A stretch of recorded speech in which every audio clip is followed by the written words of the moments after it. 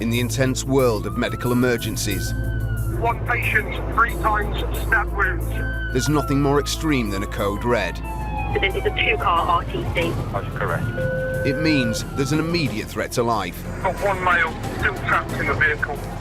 In the West Midlands, highly specialist teams are ready to react to these major traumas. PTO 4 minutes.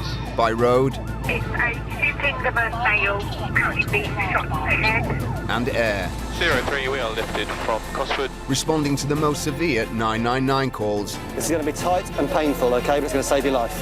day and night. All right, well done. From car crashes to stabbings. He's been hit and stabbed in the head. Here, where time is critical, lives will be saved. Everyone clear? Yep. These emergency doctors and specialist paramedics use cutting-edge trauma techniques and surgery normally only seen in operating theatres to save people from almost certain death. I suspect we are going to be cracking open the blood products en route. Female casualty. Filmed alongside the critical care teams, we captured every vital second as these specialist crews work to save lives. 1, 2, 3, roll. Tonight, a student is critically injured after being run over by a car. Abdo is quite firm, both lower legs broken.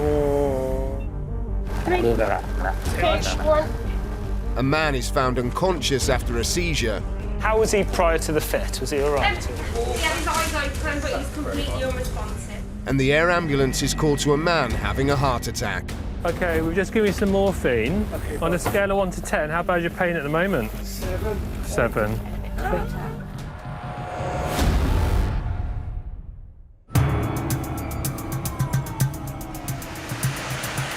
The critical care teams provide advanced life-saving skills and equipment across the West Midlands. In a typical 12-hour shift, they'll respond to around 17 life-threatening emergencies. Tonight, Dr. Katie White and critical care paramedic Richard Apps are on call when Control takes its 3,730th call of the day so far.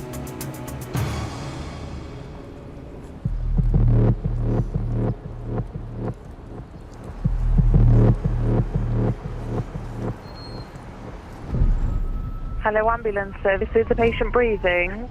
Yeah. Is the patient conscious? Yeah, he's making noise. We've crashed into him. You've crashed into him? Yeah. He was just standing on the road. And you've driven into him? Yeah. Okay. Is he responding to you? Is he awake? Kind of. Not now, he was before. But he's not now? Yeah. Okay, the ambulance is coming. We're coming as quickly as we can.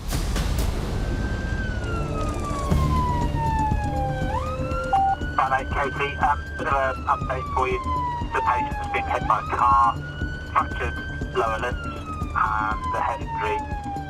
An ambulance crew is already on site and treating the patient. But his injuries are so severe, they're concerned he may not make it to hospital alive. So the critical care team have been called. Crew request for our attendants. Reported head injury and lower limb fractures.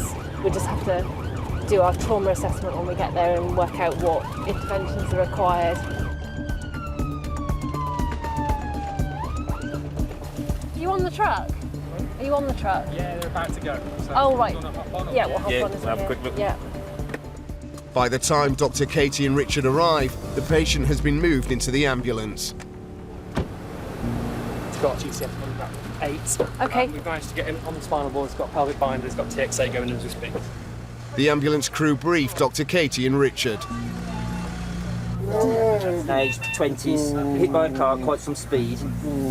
He's got a body mass on the right-hand side, Yes. back of his head. See, okay. Chest sounds clear. 22-year-old student Jatin was filming his friend driving a car on his mobile phone when he was run over.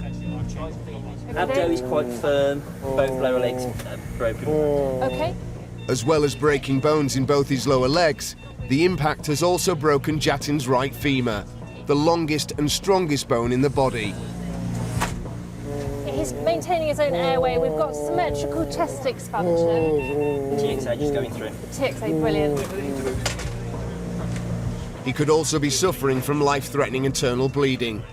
So a drug used to help blood clot called TXA or tranexamic acid is given intravenously. We're here to look after you, okay? You're doing really, really well. Keep your arm, keep this arm still. That's it, there we go. Absolutely great, okay? As Jatin is extremely agitated, a police officer helps to restrain him so he can be treated. Just keep nice and still for me. You're doing absolutely great. All right, good man. Can you squeeze my fingers for me? Jatin is not responding to Dr. Katie, a sign that he could have suffered a traumatic brain injury. Okay. Squeeze my fingers for me.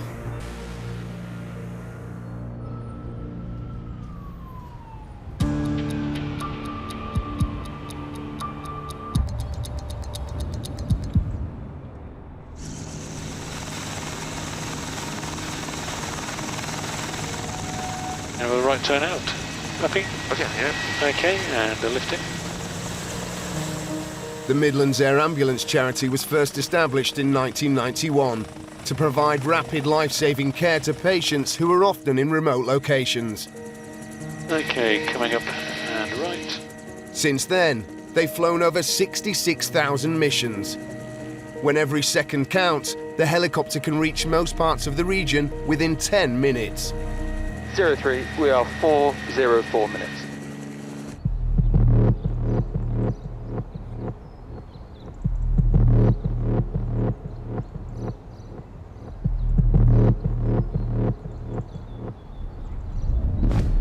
Ambulance service, is the patient breathing? Yes.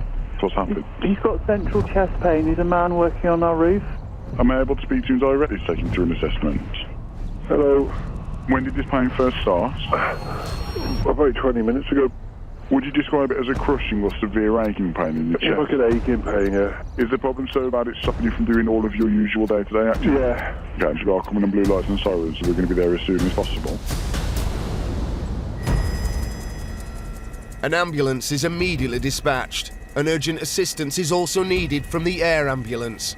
On board is Dr. Jake Turner and critical care paramedic Mike Andrews. Yeah, that's received, thank you. So it's a 51-year-old gentleman. He's got a 2-day history of central chest pains, all obviously normal parameters. There's a male patient who's having myocardial infarction, so heart attack, and they want us to convey him to Stoke. A myocardial infarction or heart attack is a serious medical emergency in which the supply of blood to the heart is suddenly blocked. The patient needs treatment in a specialist centre fast. 03, can I just confirm this is a private residential address, over? It's a residential address to the south of Shrewsbury. 03, it's all received, thank you. It's on that right-hand slope of one of these hills, isn't it? He is in the middle of nowhere, bless you. Here we go, down on your 2 o'clock. Yeah, like coming into your 3 o'clock. Yeah, looks like they're re-roofing the house. 19 minutes after the 999 call came through, the air ambulance lands in a field 10 miles south of Shrewsbury. And we'll call landing. There's a gate there. So you can drive the ambo just around there, hopefully, so we can be really close. The ambulance crew are treating the patient in the back of the ambulance. He's connected to an electrocardiogram to monitor the activity in his heart. Started today, did it? Today? Yep. Approximately 1 o'clock. Yep. When we got to him, pain score of 8 out of 10. After aspirin, GTN and 5 milligrams of morphine, we got it down to about a 5, but it has just started getting a bit tighter now. Cool. No medical history, no medications, normally fitting well, okay. No allergies. 51-year-old builder Steve was carrying out repairs on a friend's roof when he began to experience severe chest pains. We're going to fly to Stoke Hospital.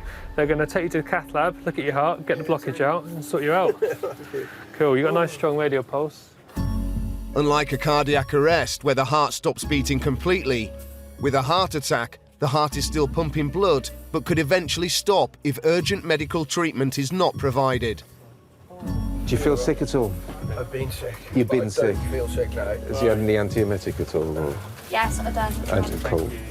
Before attempting to move Steve to the helicopter, Dr. Jake needs to get his pain under control.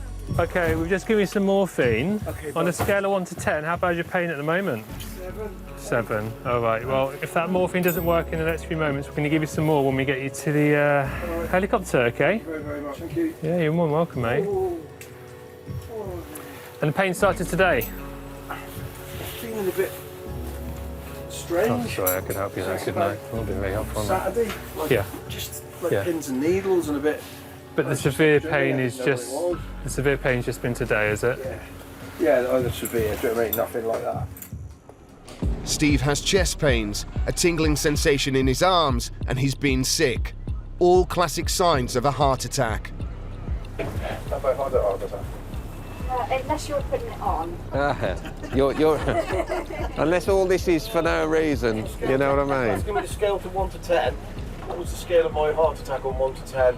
You're having quite, what looks to be quite obvious. 03, thank you. Just a bit of an update. So I'm just in the process of moving the patient to the heli. We'll talk to you when we've lifted en route to Stoke. The blockage in Steve's artery is damaging his heart. How much harm it's inflicting depends on how big the artery is and how long it takes to get him to hospital. I'll come back to you with an ETA to Stoke, mate.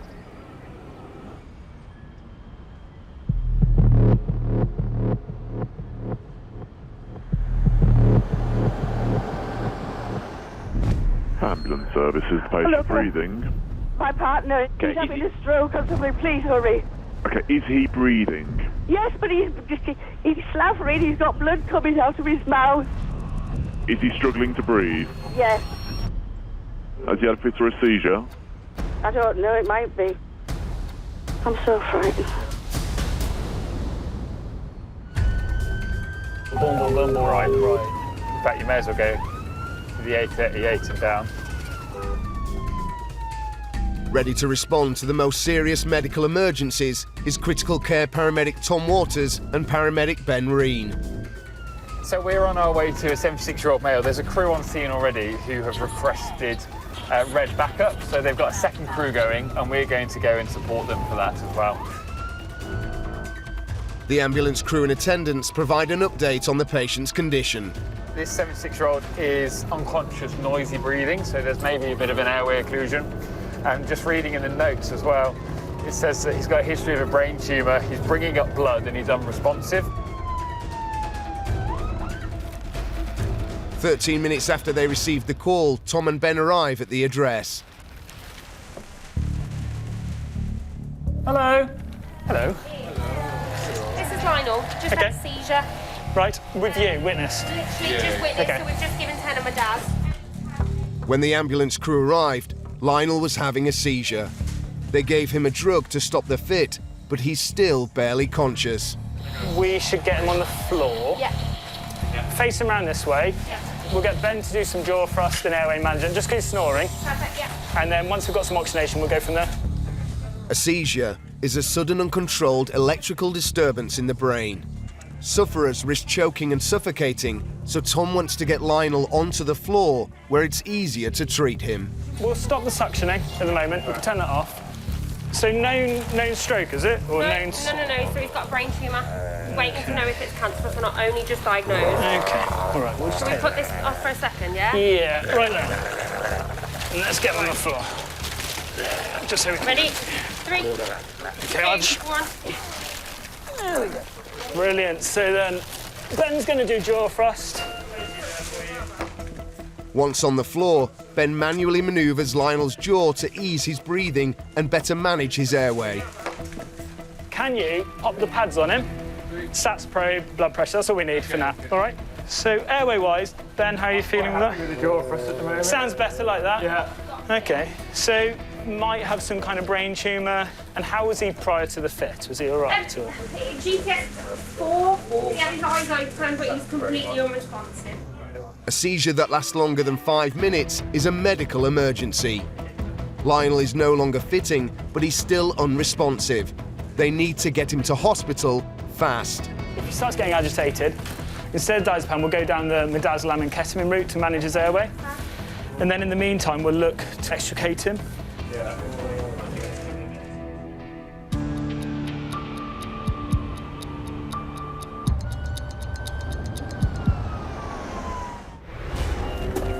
IV in properly. In Birmingham, Dr. Katie White and critical care paramedic Richard Apps are trying to save the life of 22-year-old Jatin, who's been knocked down by a car.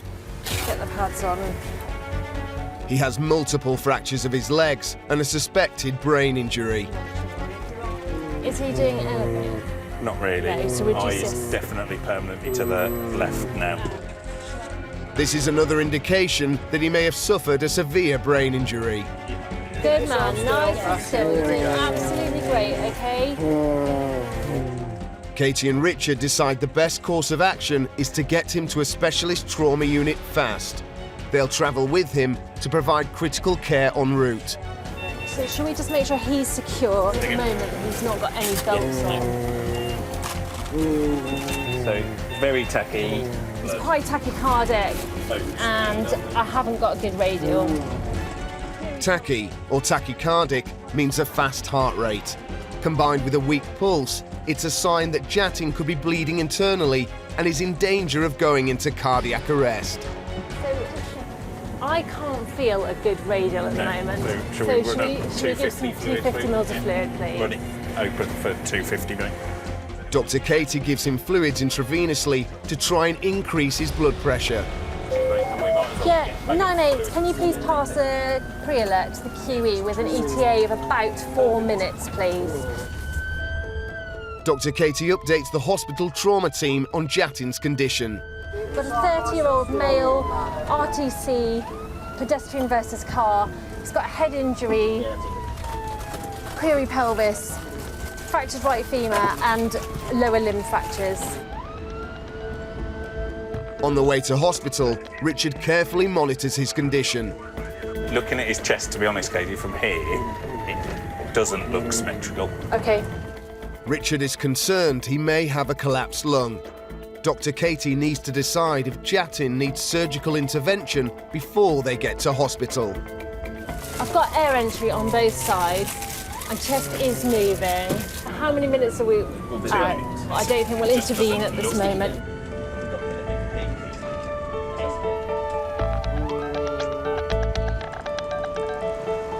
Finally, the team arrive at the Queen Elizabeth Hospital in Birmingham.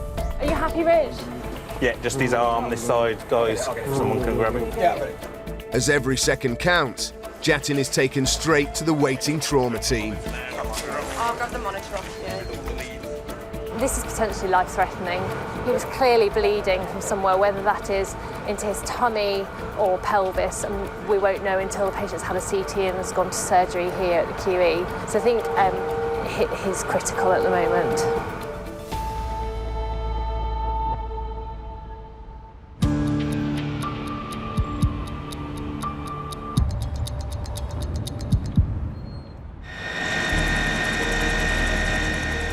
Air ambulance doctors come from many different medical backgrounds. Dr. Richard Fawcett is a reserve officer in the Royal Army Medical Corps. He did 3 tours of duty in Afghanistan and has flown with the air ambulance for the past 10 years. Being associated with the military gives me a much wider exposure to a much higher incidence of trauma than you see in the UK. And that combined with the regular training courses just to keep our skills current. So when the time comes to do a procedure that might not be that common, and hopefully it's not too much of a big deal and we crack on and do the work.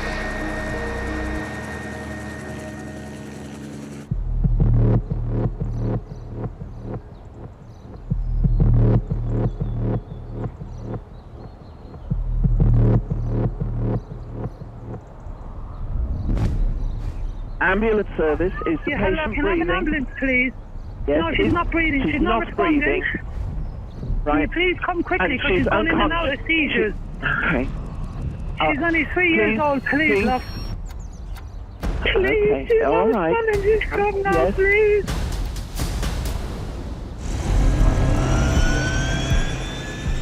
An ambulance has been dispatched, but with reports of a child not breathing, Dr. Richard Fawcett and critical care paramedic Stephen Mitchell are also scrambled.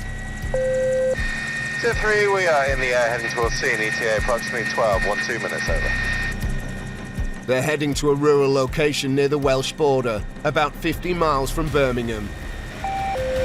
We've been called to reports of a 3-year-old female who sounds like she might have been fitting, it sounds like she stopped breathing.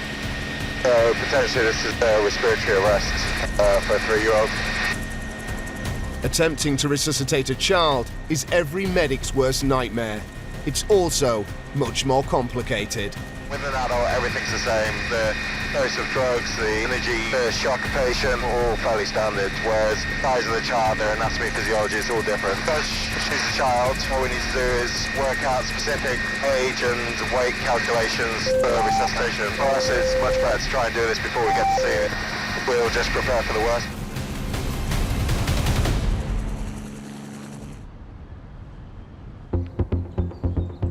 We'll take him off yours, load onto the stretcher, then pop him back on ours. Deep in the Shropshire countryside, 51-year-old Steve is having a heart attack. Critical care paramedic Mike Andrews and Dr. Jake Turner are preparing to fly him to hospital. Vomited once. Vomited once, but you've given on Danzatron, yeah. Do you reckon you can wriggle yourself up here? Just take it nice and steady. I don't want you to do anything record-breaking. Just mind your head on there. Steve has a painful blockage in an artery that feeds blood to his heart. The drugs he's been given to ease that pain are starting to wear off. Oh, well done. OK, are we lined up currently? Ready? Take a bit of weight. Some more pain relief is coming. How's your pain now compared to how it was? It's not as bad. Not as bad? No, it's not much better, but it's not as bad. OK. Right, my friend, I'm going to give you some more pain relief. Where's that grip? It's there. Can we have this arm out? We'll have that arm on your chest? Yeah, no problem. Thank you. OK. OK, here's some morphine. Well done. Morphine is an effective painkiller, but it's not risk-free. It can cause breathing difficulties and vomiting, so Dr. Jake will need to monitor Steve carefully. So here's some headphones. We're going to plug you in just a second. So here they are now. OK, it's just to protect your ears. I know you're not going to be sick, but I'm going to pop that thing in your hand. OK, mate. Just in case. Periodically, you'll feel this cuff get tight on your arm. It's meant to do that, all right, dude. Is everyone happy? OK. How's your pain on a scale of 1 to 10? Now, if you feel sick, turn your head to the side and use that bag, mate. Oh, you can do that, don't worry. By road, it could take nearly an hour and a half, but by helicopter, they'll be at the hospital in 15 minutes. En route, Dr. Jake updates Steve's notes on the system.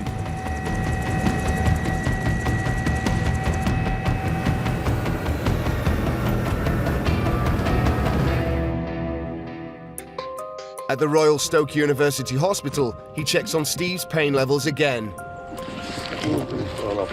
The morphine is still on offer, yeah.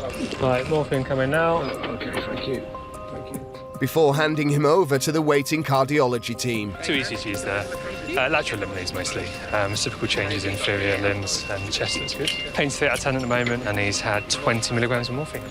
The first job for the medical team will be to pinpoint the occlusion or blockage that's responsible for Steve's pain. They're going to do an angiogram, which is a X-ray dye test to look at the blood vessels to the heart. And if they identify an occlusion, they'll remove that. I'd expect Stephen to make a full recovery. He was pretty stable when we arrived, and he should do really well.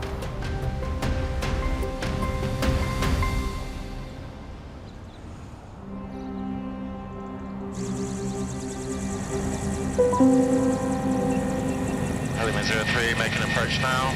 Looks like police are on scene.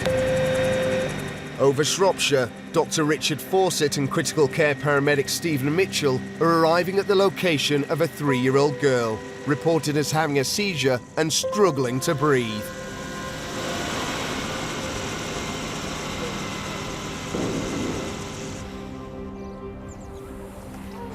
Are you mum, are you? Oh, hi, I'm Richard. I'm one of the air ambulance doctors. Hello. Who's this? What's your name? Hey, you gonna She's talk not to me? speaking properly. Like when she's speaking, it's not. Okay. But she's spoken to you since she had a fit? Yeah, no. Okay. You guys open. Fortunately, 3-year-old Noreen is not in cardiac arrest. She was with her father when she started to have a fit. Her mother, Nora, was the one who called 999. I'll tell you what we'll do, if it's all right with you. We'll just have a quick look at her and we'll get some observations on her. Not long ago, about 2 weeks ago, 3 weeks ago. But Okay, so because of a high temperature. Okay. But she hasn't got a high temperature now. Nora tells Richard that this has happened before. I think she could have a urine infection because she Okay. keeps weeing herself and she can't hold it in. All right. She's saying that her belly's hurting. Okay, I mean, that is quite common in kids. You know, sometimes they have what's called a febrile convulsion, where if they get a bit of an infection and stuff, they do have what these called these temperature fits. Febrile convulsions can cause a child to foam at the mouth, their arms and legs to twitch, and have difficulty breathing. It's frightening for parents to see, but normally not life-threatening. Did you see it happen? She was with her dad and then me and I ran out and then I got her and put her on the floor. And then it lasted about 10, 15 seconds? No, it lasted about 2 minutes. Oh, okay.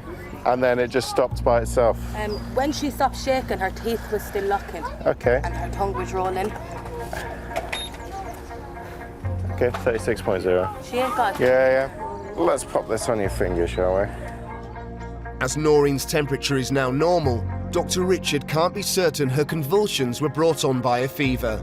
He needs to check for other causes. The fact that she recently had a similar fit is a cause for concern. And was it like the whole body shaking? Yeah, John Boy. Was her whole body shaking? Was in the car, sitting in the car, sitting on my lap. So all of a sudden she starts shaking and making medic. So I got her out and I had my hands. You've done the right thing there, really well done. Noreen, can I take a little prick of blood out of your finger? Is that okay? Stephen needs to rule out low blood sugar as a possible cause of Noreen's fit. You're going to be a big brave girl. Little sharp prick. Well done, sorry sweetie pie. She's a brave girl. 4.4 on the biggest. But Noreen's blood sugars are normal.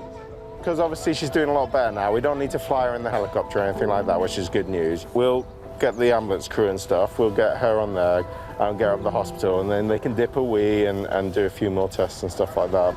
You got everything from like epilepsy to non-febrile convulsions and stuff. So there's a whole host of things.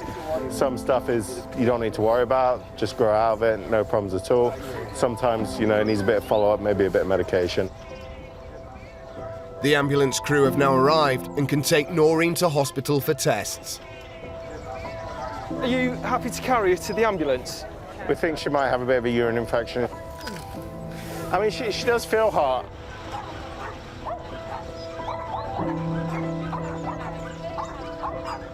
Hey, yeah, look at that, she's smiling. So we're looking at possible urine infection? Potentially, from the symptoms. Dr. Richard updates the ambulance crew on Noreen's condition. BM is 4.8, but recovered fairly quickly. No kind of resuscitation done, although they said that she had a respiratory arrest on the phone. Normally fit well, no allergies, no past medical history apart from this kind of episode 2 weeks ago, but no problems since. Noreen will be taken to the Princess Royal Hospital in Telford. If that was my 3-year-old, I'd be sort of pretty distraught and upset as well. You know, it's really frightening to watch. I think she'll probably get followed up to find out why she's keep having these fits. Maybe it's a period of observation today with a few blood tests and a couple of other tests. But hopefully I wouldn't be surprised if she's at home later today or tomorrow.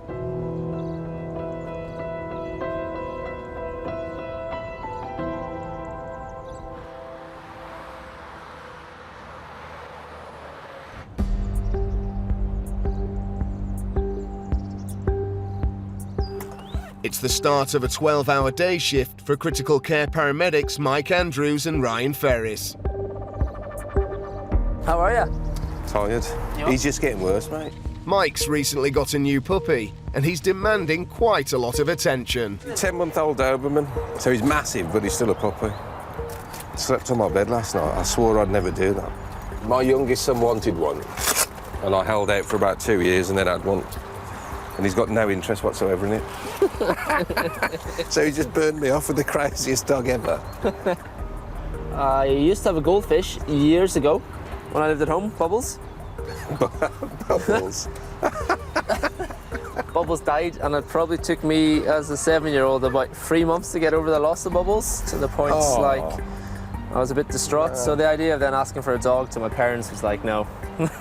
We just watched chaos after Bubbles died, so you're not getting a dog.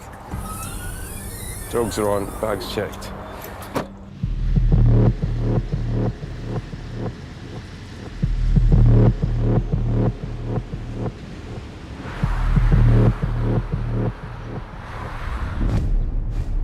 Ambulance service, is the patient breathing? Hello, it's police here. I'm just checking that you're en route to an RTC we've got coming in A5. Is the patient breathing and conscious? Not sure. She said that she saw the cyclist flying through the air. Okay, so police are on scene, yeah? Yeah.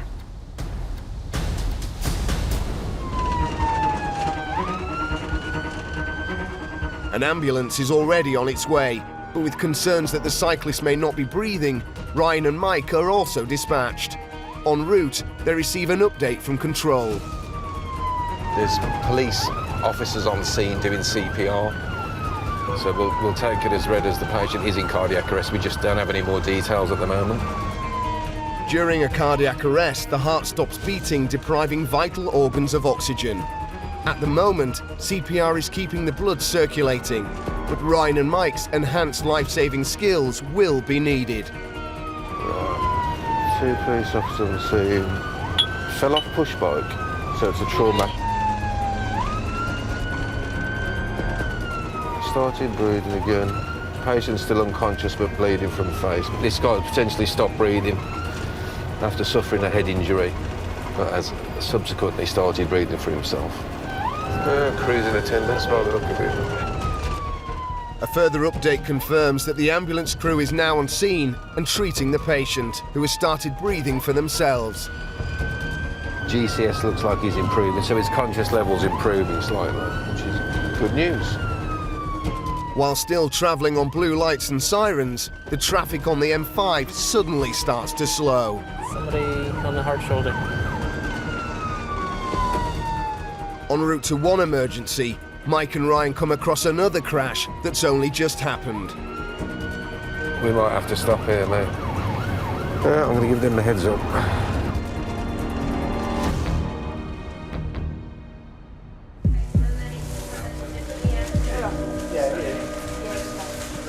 So we're starting to blink a little bit. Lionel, you all right? My name's Ben, I'm with the ambulance service. In Birmingham, critical care paramedic Tom Waters and paramedic Ben Reen are treating Lionel, who suffered a seizure. Lionel, you okay? Although he's barely conscious, Lionel's vital signs are good, and he's breathing for himself. So Tom decides to move him downstairs to the ambulance. So what we'll do, roll to one side, stick it under, roll to the other side. Happy with that? First, they need to get him onto a scoop stretcher. Observer looking okay. So guys, what I'll get you to do is just roll him slightly towards you, if that's okay. Lionel, can you hear me? So he's oxygenating and ventilating okay, isn't he? Just don't want to make him vomit, that's the only thing. I think we'll just leave it as that, to be honest. Yes, that's fine, he's oxygenated. Okay, on 3, 1, 2, 3. Well done. Can you hear me, Lionel? So when we're ready, just lift it a few bits and then we'll... Yeah, ready, steady, lift. Getting Lionel down the narrow staircase isn't going to be easy. Can you hear us, Lionel? Yeah, he seems to be coming around a bit, doesn't he? Yeah, he's still got this upward gaze. From an airway point of view, we'll see what sats we've got. We've got a nice heart rate of 94, blood pressure 146 M6, and we've got good radials with that as well, just check because that's coupled. So I'd say sats of 98%, self-ventilating. He's got a respiratory rate of 13. I think he might potentially have another fit. Yeah. If he does, we'll see if it self-terminates. If it doesn't, then we'll give him some medication to do that. When we're good to move, detach all the monitoring and just take him down. Lionel, can you squeeze my hand? Squeeze my hand, Lionel. Unable to respond, Lionel is barely conscious and needs urgent treatment in hospital. On 3, 1, 2, 3. Okay, it's not too bad. I've got the weight. I think we're all right. We're just coming down like we'll just rest him on the stairs. I've got it. Yeah, just let go. You all right there, babe? Yeah, good. I've got the weight. With the scoop inside a carry sheet, they carefully negotiate the narrow staircase. So it's self-ventilating still. Still got no pain. So what is? Can we lower the stretcher? Should his feet first? Should this way? Okay, we'll let you come round. Hey, 1, 2, 3.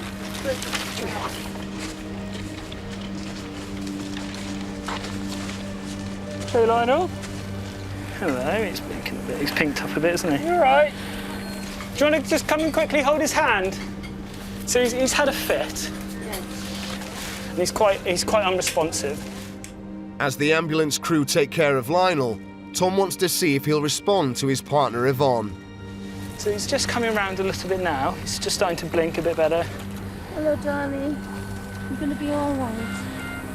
You're going to be fine. Don't worry. Everyone's been waiting. There's still no response. Okay, we're just going to get him in the back now, okay.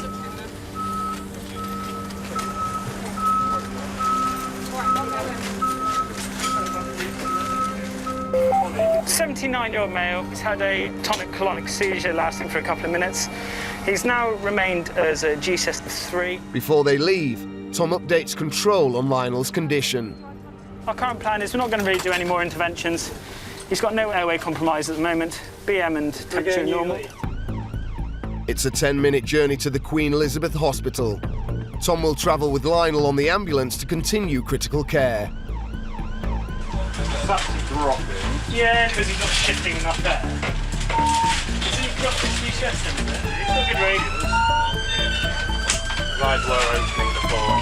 Yeah. Just feel his jaw first. The oxygen levels in Lionel's blood are dropping, and he's fallen deeper into unconsciousness. En route, oxygen is pushed into his lungs to try to compensate. Eyes are rolled up and back. Go on then. Off to. An hour after his partner made the 999 call, Lionel arrives at hospital, where he's handed over to the waiting medical team. What we try and prioritise is to make sure he gets adequate oxygenation and his lungs are working effectively, so he will need to go to sleep with the anaesthetised. From where on, they'll be able to find out what has caused the patient to go unconscious.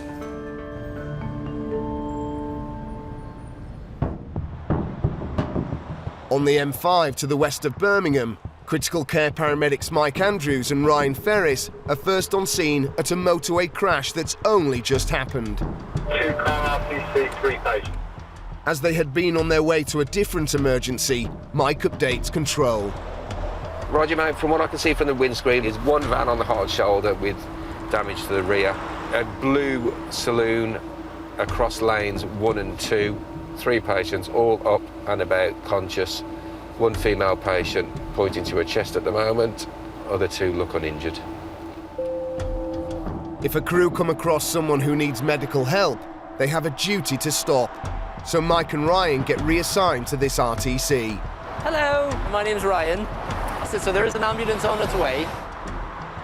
70-year-old Denise and her husband Robin swerved to avoid a queue of traffic on the exit slip road and ended up hitting the back of a van. Hiya, how are we doing, folks? So what do you remember about the crash, Denise? We're coming down here. Yeah. And there was queues to go off. Yeah. And we didn't stop quick enough. Okay, so you crashed into the back of this young man's van. Okay. Guesstimate how fast you were going, roughly? It must have been about 40 miles an hour off. Okay. You can see from where the damage is.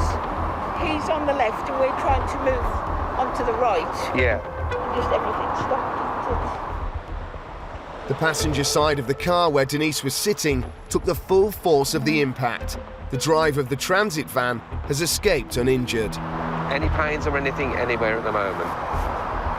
Down the sternum. Pains in your chest, okay. Any other pains at all in your neck or anything like that? No? Just have a quick squeeze of your neck. You tell me if you've got any pains at all. Bit tender around there? Yeah, okay, all right. Tender anywhere else? No. So you had your seatbelt on at the time? Okay. So all that pain's in your chest, yeah? Just going to take your pulse. Being restrained by a seatbelt, even in a 40 miles per hour crash, exerts a huge force on the body. Whiplash, bruising, and even broken bones are possible. Medical history-wise, what do you suffer with normally? I take a Tuvastin.